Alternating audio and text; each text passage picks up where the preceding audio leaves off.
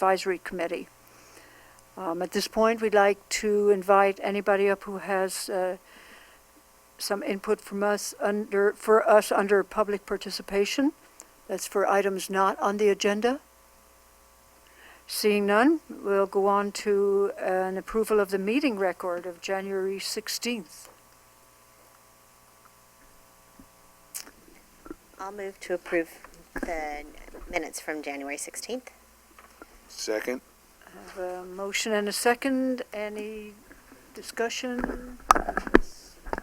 Okay. Any comments on that item? Seeing none, bring it back to the board. All those in favor, please indicate by saying aye. Aye. Opposed? None. Passes unanimously. That brings us to a presentation item, a report on the last chance grade. The stakeholders meeting, committee member and council member Gordon Johnson is here to fill us in on that. Welcome, Gordon. Thank you very much, Estelle. It is a pleasure to be before you again, representing your board at the Congressman Huffman's Last Chance Grade Stakeholders Group. And just kind of a way of sharing some background, the Congressman's group is just one of four that are out there doing, headed the same direction, but studying different items. There's a Last Chance Grade Partners, which is mostly tribes and also land managers, state parks, Green Diamond, and National Park Service, along with Caltrans. And then there's the Biological Resource Working Group, which is some of the tribes, some of the land managers, but heavily represented by the permitting agencies, such as Corps of Engineers, Coastal Commission, NOAA Fisheries, and those kinds of groups. And the last one is the Cultural Resource Group, and that is the tribes, 100% of the 5 tribes that are represented, plus National Park Service, state parks, and Caltrans. During the last 23 years, Caltrans has spent $85 million maintaining a 3-mile section of road. And it will probably continue spending money at that rate or more until a new road is built and opened. The alignments of the new roads options range from trying to maintain the existing, moving up the hill, putting in a tunnel, and then going east onto Green Diamond's property with a series of options. And some of those end up with either a tunnel or a bridge at the north end through California State Parks property.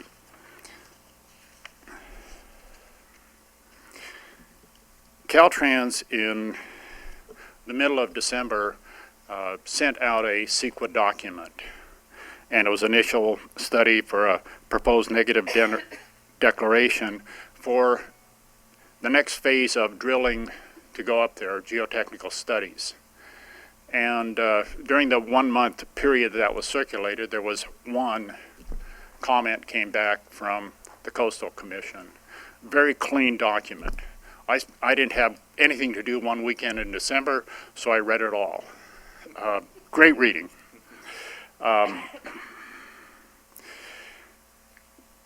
This study, this project that the Phase 2B drilling program is a combination of 2 things. One is drilling, and the other is another study of trying to determine where rock is below a whole bunch of different alignment options up there.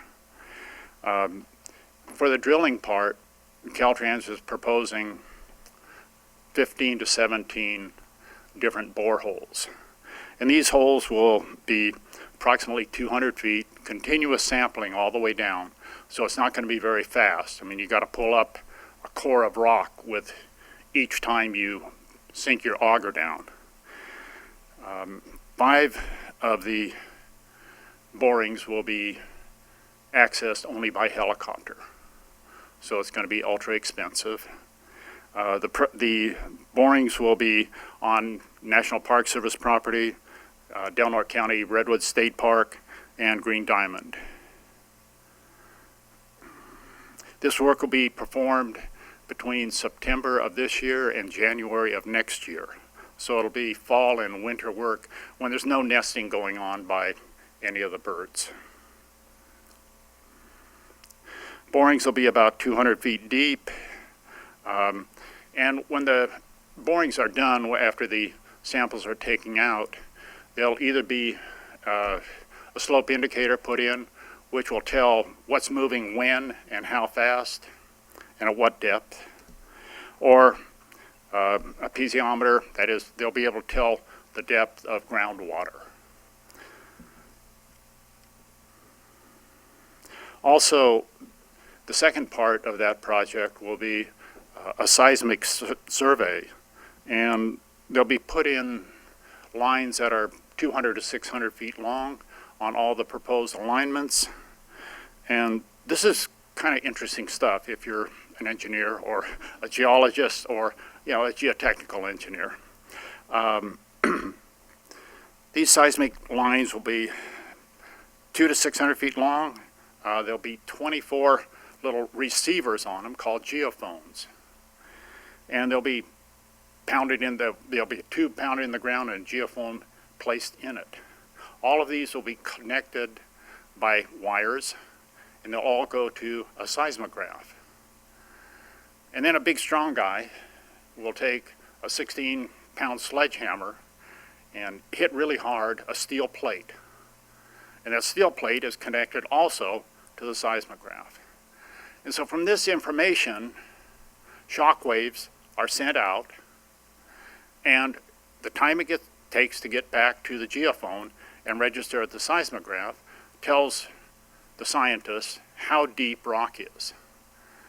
And because they'll be moving, gradually stepping up each survey line and doing it a whole bunch of times, they'll get a good picture of what's underground.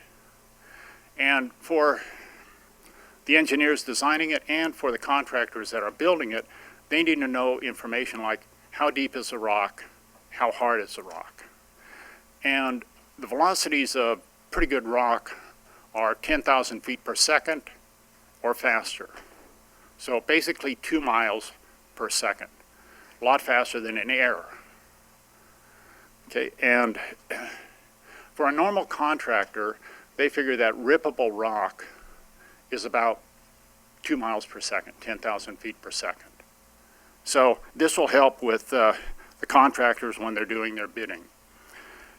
Earlier this month, on February 5th, stakeholders held a meeting up in Crescent City.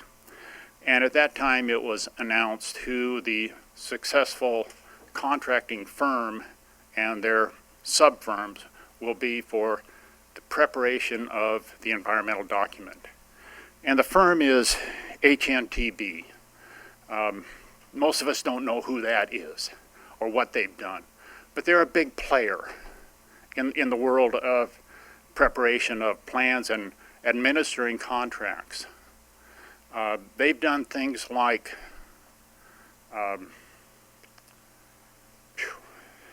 Devil's Slide down below San Francisco. Huge tunnel project.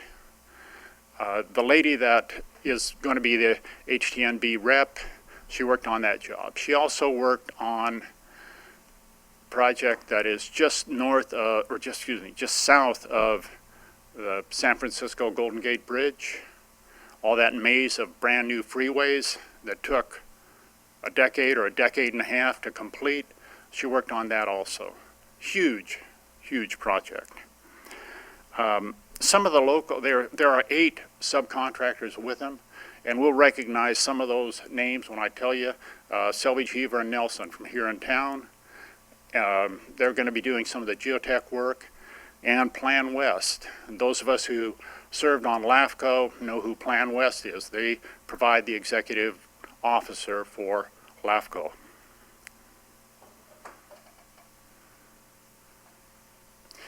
The next meeting of stakeholders group will be in June of this year. It'll probably be about every half year. And really what I think the stakeholders group is waiting for is some information really back from the various geotechnical studies that have been done. There was one done in 2018 that Caltrans did 8 borings. 2019, they did another 8 borings. So the program this year, doing 15 to 17 borings, is a pretty aggressive program considering that you're going to have to do 5 of them via helicopter. So, any questions?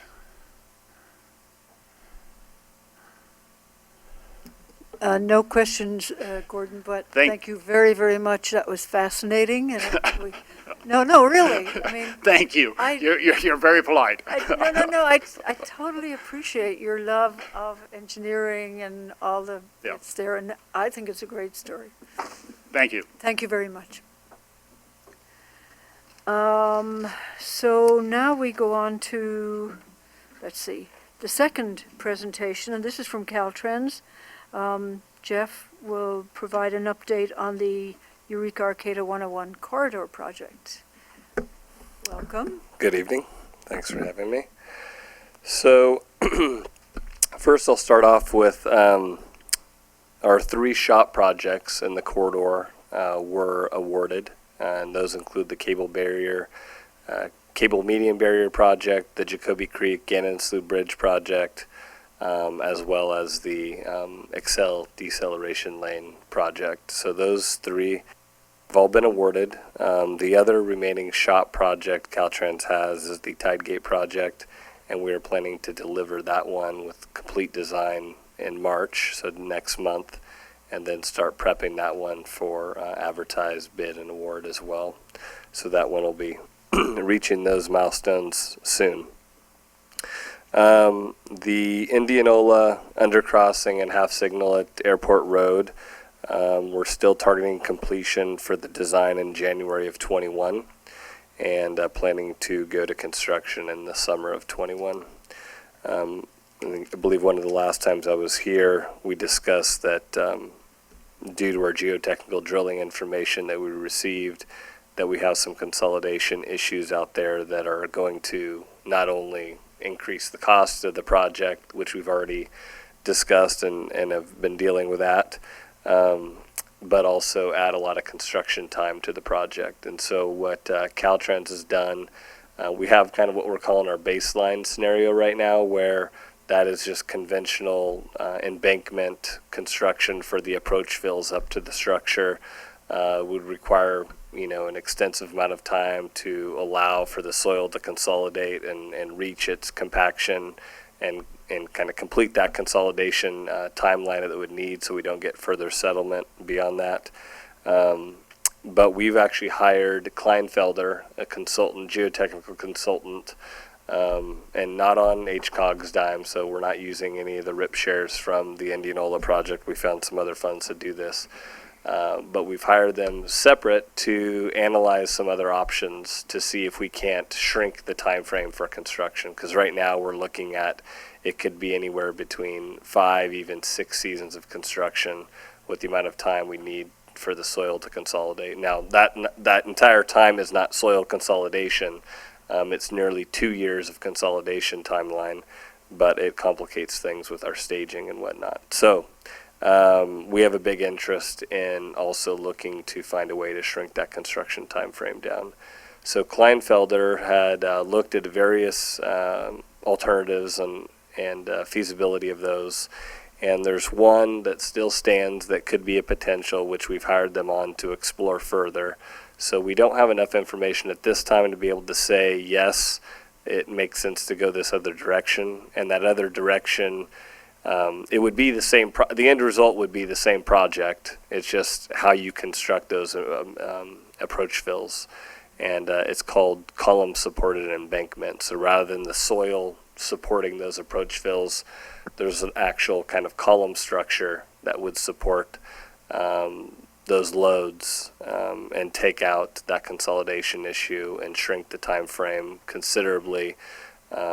Preliminary estimates are saying that maybe we could shrink the timeline for construction down to 3 or 4 years instead of upwards of 6.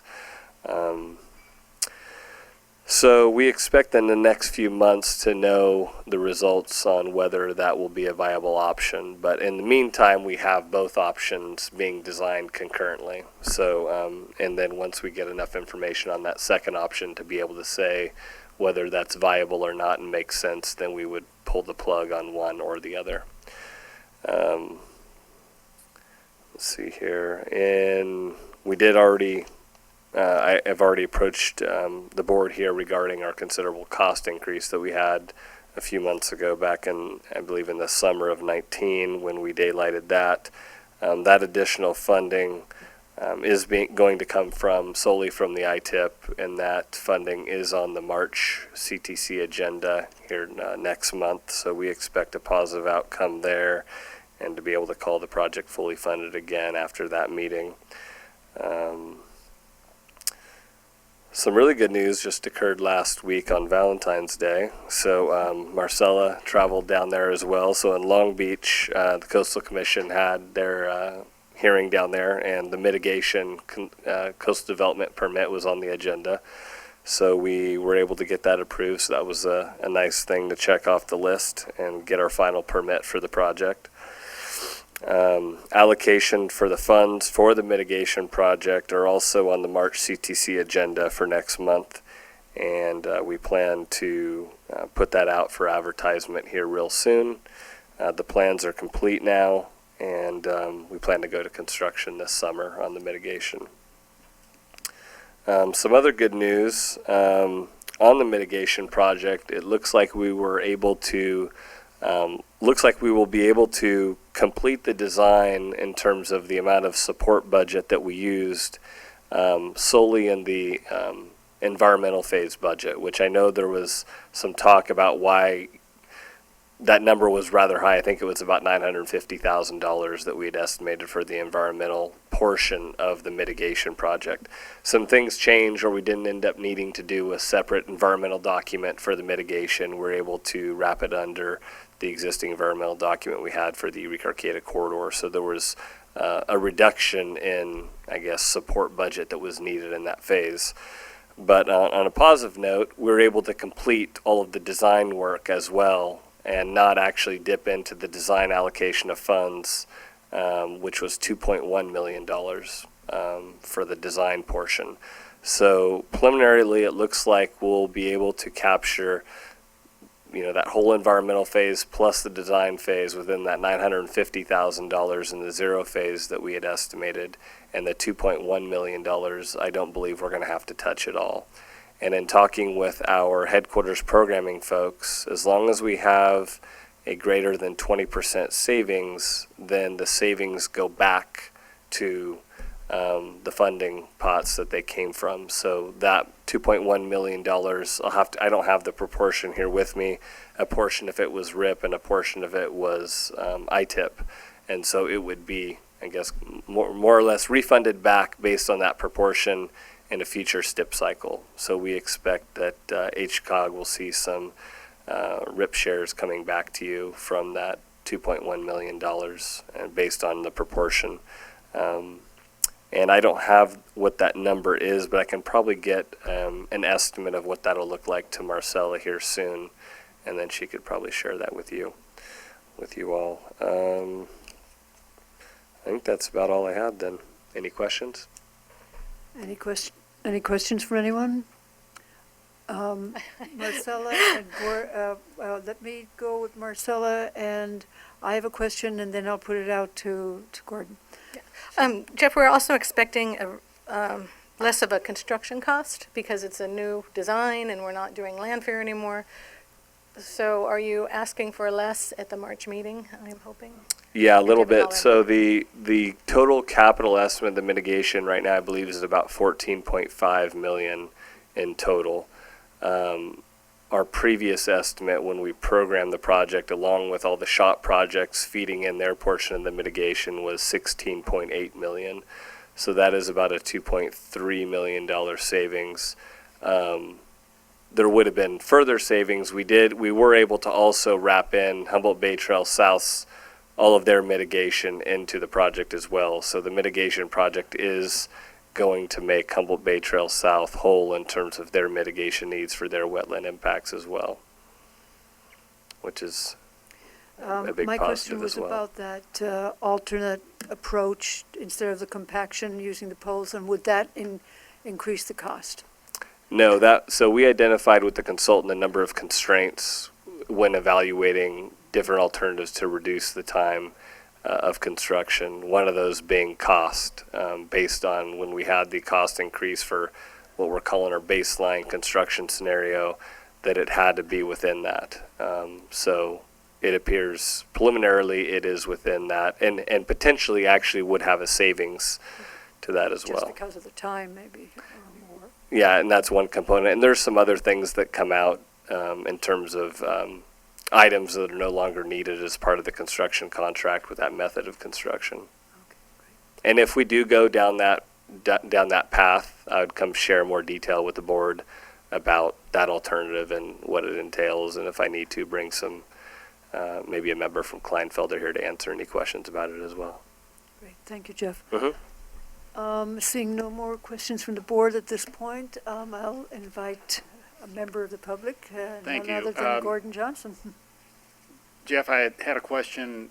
About 35 years ago, Caltrans built a project down in the Bay Area, the Dunbarton Bridge, and they had huge problems building embankments on bay mud, similar to what you all are going to be doing between here and Arcata.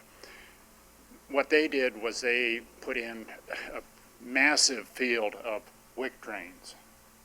Is that an option that Kleinfelder is considering? So currently our baseline construction scenario with our kind of conventional embankment construction does include wick drains. And when in the cost increase that we had, there was a considerable increase in those wick drains in terms of the spacing of those to accelerate that process. So yeah, but with the column supported embankment option, we would no longer need those wick drains, which were a high cost in our estimate. So, but yeah, those are included at this time. Thank you. Thank you. I just had Marcella? a few more things to add. One thing that Jeff did mention, that the mitigation project took care of the Humboldt Bay Trail South. It also took care of the Arcada's project, Humboldt Bay Trail North, so that's important to give Caltrans kudos for. I did attend a STIP hearing last month. Back in October, there were some questions on the cost increase for this project. I spoke. There have been no more questions since then, so I don't foresee any issues with all of the increase being funded through Caltrans portion of the STIP. So that's exciting news. And when Jeff mentioned that the savings will be in the next STIP cycle, our next STIP cycle, we get an estimate from the state August of every odd year. So in 2021, we should expect to see more money in our targets for our STIP. If you can remember, this year we had zeros.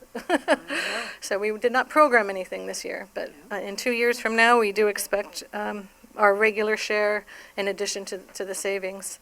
And then if there are savings for the construction, because Caltrans won't be asking for that money until next year, we'll probably have to wait 2 more years. So 2023, we will then see those savings come into our targets. Just to give you a picture of how the leapfrogging works in funding. I guess the question is then how much is it going to be, but I'm not going to say that.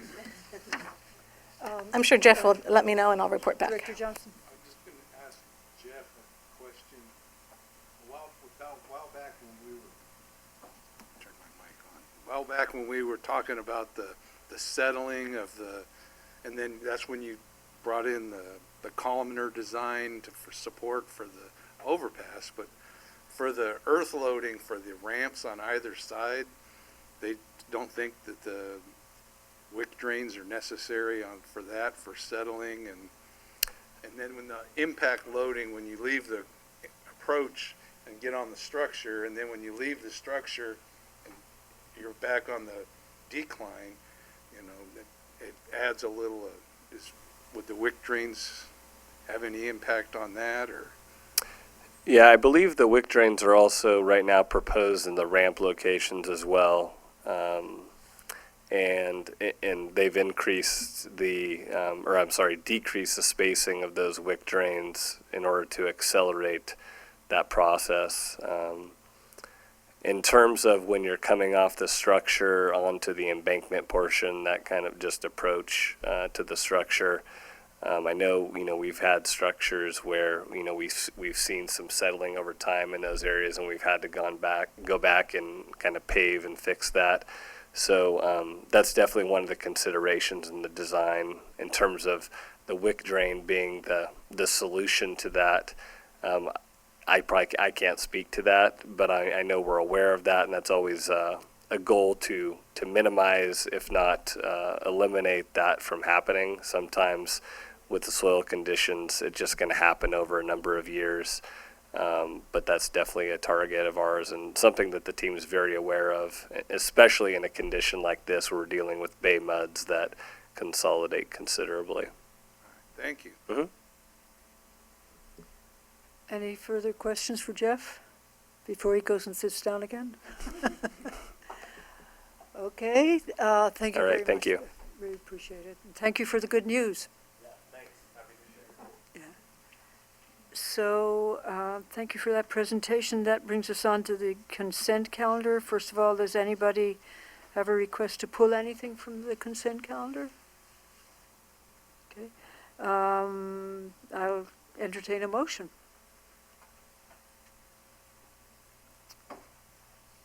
Bye, Jeff. Bye, Rob. I'll move to accept the consent calendar. I'll second. So we have a motion and a second. Seeing no public comment on this item, all those in favor, please indicate by saying aye. Aye. Opposed? None. Passes unanimously. So on to item number 7, which is the Policy Advisory Committee and the draft fiscal year 2021 overall work program. And I guess I will go to Joan. So before the board tonight is the first draft of the fiscal year 2021 overall work program and budget. Our OWP is our yearly document that outlines the regional transportation planning activities for the year. And staff has put in your staff report, outlined some of the work elements that I'll go over. The first one is the pavement management program. This isn't new. This is a work element that you will see in your OWP about every 4 years. And this project is expected to carry over into a 2-year cycle. And we will hire a consulting team that will evaluate the roadways within the region throughout the county. The next one is work element 16, which is the vehicles mile travel. And staff has applied for a grant for this project, and that has been, it's part of the budget. But we are waiting to hear to see if we have received, if that will be approved, and we should hear about that in April. The next one is work element 19, and this is the regional housing study. And if you recall, at last month's meeting, this board did approve HCOG to apply for $60,000 for this study. And so it will show up in the amendment for this year's OWP, and this will be carried over for the 2021. The next work element is the Humboldt County Public Transit Human Services Coordinated Transportation Plan. And this is also a plan that shows up about every 5 years. And it's due to be updated this next fiscal year. And Caltrans has offered to take the lead on that. And so we will be working with them in coordinating. 2 other projects that are in this OWP is the Public Participation Plan and the Title VI, and those are programmed every 3 years. The draft OWP does have a cost of living increase for a total of 5 employees, and that total will increase the OWP $17,253. HCOG's Technical Advisory Committee did review this early this month, and they have forwarded their recommendation to this board. And if the board approves it, it will go to Caltrans. It's due to them by March 1st, and I would be happy to answer any questions. Any questions on that item? I will just add that a final document will come back to you in May or so. We'll have Caltrans comments and any changes for your final approval. So this is an action item. So I will entertain a motion for that. Or any further discussion on these programs? No, okay. So, I'll make a motion to approve the draft FY 2020-2021 overall work program, OWP, and budget, and move forward to Caltrans. Thank you. Second. Okay, we have a few seconds. You got it.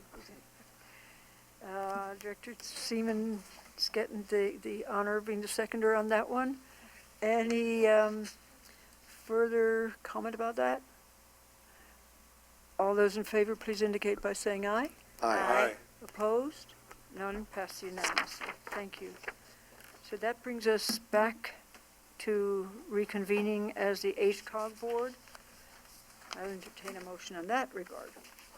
I make a motion that we adjourn, pack, and reconvene as the HCOG board. I'll second. All those in favor? Aye. Opposed? None, passed unanimously. So, as the HCOG board, we'll now go to reports on the Eureka Arcada 101 Safety Corridor. Yes, I forgot to take notes on the winners this last month, but I have my phone.